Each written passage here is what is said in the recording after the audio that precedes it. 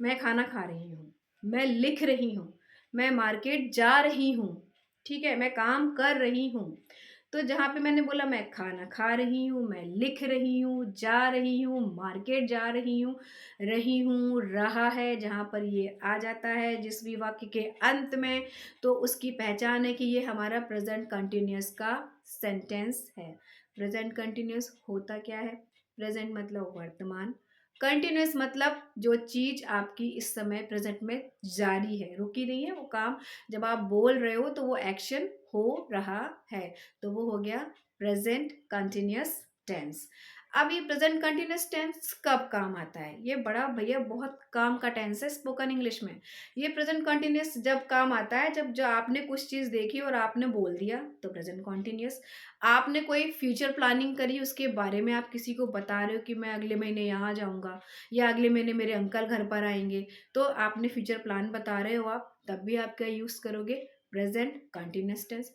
कोई temporary action है, तब भी आप क्या यूज़ करोगे? प्रेज़ेंट कंटीन्यूअस टेंस, ठीक है?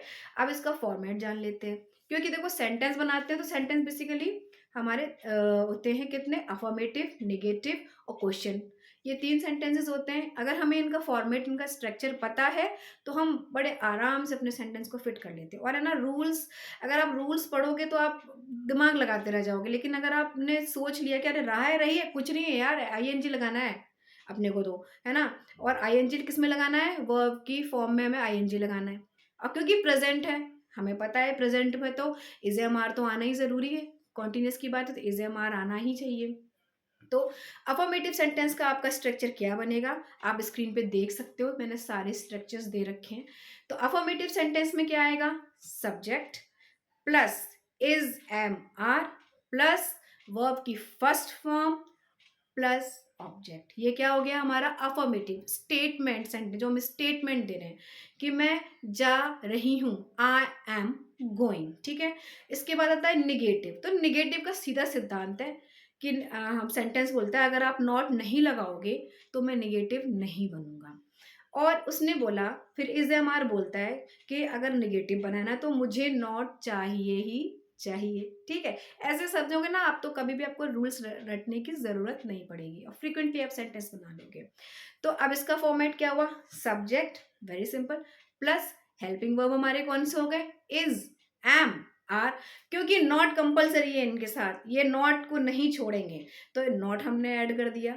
प्लस क्योंकि कंटिन्यूअस है तो वर्ब में आईएनजी तो लगना ही है, वर्ब में आईएनजी लगा दिया प्लस ऑब्जेक्ट।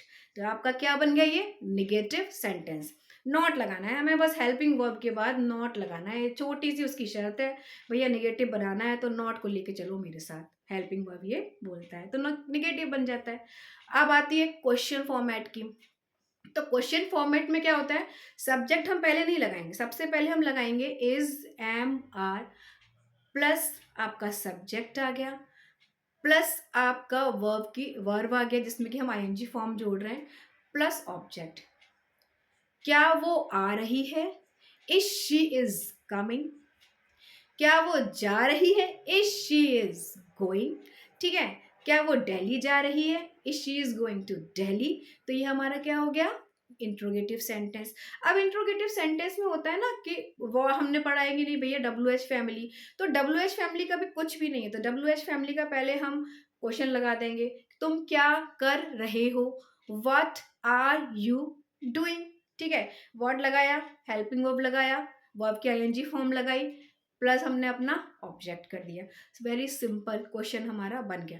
क्वेश्चन जब भी हम कोई भी स्पोकन इंग्लिश में क्या है, ऐसे थोड़ी हम स्टेटमेंट ही देते रहेंगे, हम किसी से क्वेश्चन भी पूछेंगे, हम उसका इंट्रोगेटिव भी पूछेंगे, हम इंट्रोगेटिव में निगेटिव सेंटेंस भी पूछेंगे, यानी कि नॉट लगा के मुझे इस चीज नॉट कमिंग है, क्या वो नहीं आ रही है, तो हमने नॉट लगा दिया। तो ये जो छोटी छोटी चीजें अगर आप सीख लोगे तो आपको स्पोकन में कोई भी प्रॉब्लम नहीं आएगी। मैं फिर भी कहती हूँ थोड़ा सा ध्यान दो, सब आप रूल्स को रटो मत, आप रूल्स को समझो। आप जैसे कंटिन्यूअस को समझ लो कि आईएनजी आ रहा है तो कंटिन्यूअस टेंस है। प्रेजेंट कंटिन्यू, अगर प्रेजेंट की बात कर रहे हैं तो हमारा आईएनजी से पहले, मेन वर्ब से पहले हेल्पिंग वर्ब हमारा इज एम आर तो होना ही है। अब मैंने आपको ये बता दिया, मैंने आपको ये भी बताया कि हम क्यों यूज़ करते हैं और मैंने आपको सेंटेंस स्ट्रक्चर भी बता दिया कि अगर हमें इस तरीके के सेंटेंस बनाने हैं तो हमको इस स्ट्रक्चर में इसको फिट करना पड़ेगा। रटने की ज़रूरत नहीं है, सेंटेंस सामने आया, फटाफट बनाओ और चलो, हो गया आपका। बहुत ज़्यादा अगर आप बहुत ज़्यादा सोचोगे, बहुत ज़्यादा ग्रामर में घुसोगे तो स्पोकन आपकी नहीं बहुत जल्दी आप नहीं कर पाओगे। लेकिन आप बेसिक समझोगे, फ्रीक्वेंटली आप इंग्लिश में सोचोगे तो आप बहुत जल्दी से अपने ग्रामर को अचीव कर लोगे। अब चलते हैं हमारे नेक्स्ट सेशन पे यानी कि सेंटेंस फ्रेमिंग की। यानी अभी तक हमने जो भी स्ट्रक्चर बनाया था, अब बारी आ गई कि उनको उस तरह के सेंटेंसेस को फ्रेम करने की। तो चलिए हम स्टार्ट करते हैं हमारा video with some present continuous sentences. मैं अब निकल रहा हूँ। I am leaving now. I am leaving now. अब देखिए जहाँ पे एक चीज आप ध्यान रखना, मैंने बोला now. Now, currently, right this time, right this morning, this evening, this midnight, जो अगर यहाँ इस दिस वीक अगर आ रहा है तो आपका क्या हो गया, ये प्रेजेंट कंटिन्यूअस टेंस में आएगा। ठीक, ठंड से कपकपा रहे हो, you are shivering with cold. आपकी चाय ठंडी हो रही है, your tea is getting cold. ये देर हो रही है, I am getting late. Pipe से पानी टपक रहा है, किसी प्लम्बर को बुलाओ। पाइप से पानी टपक रहा है, water is leaking from the pipe.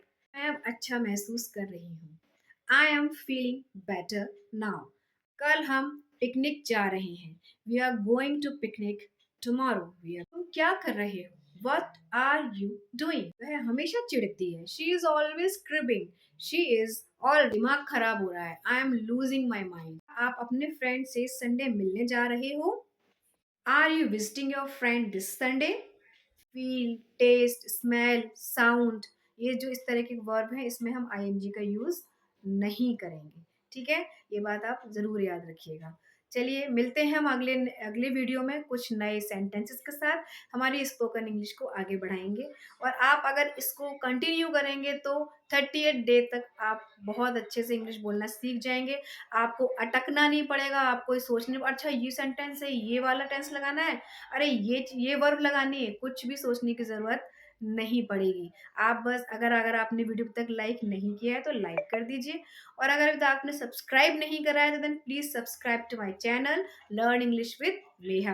Till then bye bye, have a nice day.